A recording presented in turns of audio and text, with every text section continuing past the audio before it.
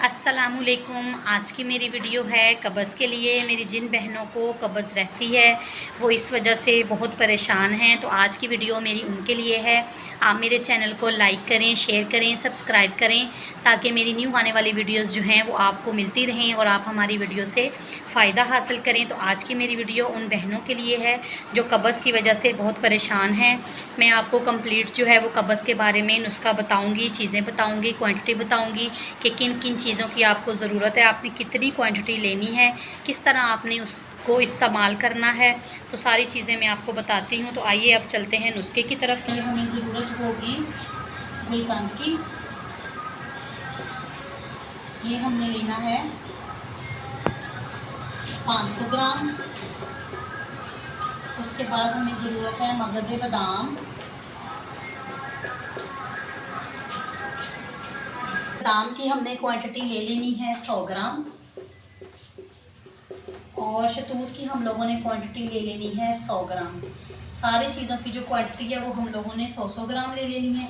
उसके बाद हमने करना है बादाम को बारीक पीस लेना है। हमने लेने हैं बादाम और बादाम को हमने बारीक पीस लेना है और शतूत के अंदर ऐड कर देना है। शतूत को भी बारीक कर लेना है आपने।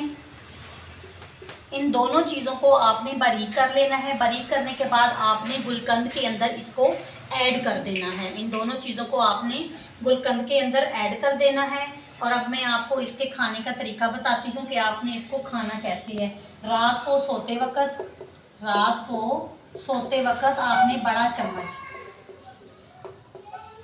चम्मच ले लेना है आपने चावल वाला, ठीक है। बड़ा चम्मच आपने ले लेना है चावल वाला। एक एक चीज़ मैं इसलिए लिख देती हूँ ताकि जो है वो आपको कंप्लीट नुस्खा मिल जाए, आपको पता चल जाए आपने कैसे खाना है, कैसे आपने इस्तेमाल करना है। रात को सोते वक्त आपने बड़ा चम्मच चावल वाला ले लेना है और आपने किसके साथ खाना है, नीम गर्म दूध के साथ। नीम गर्म दूध के साथ आपने 1 कप दूध ले लेना है। 1 कप दूध,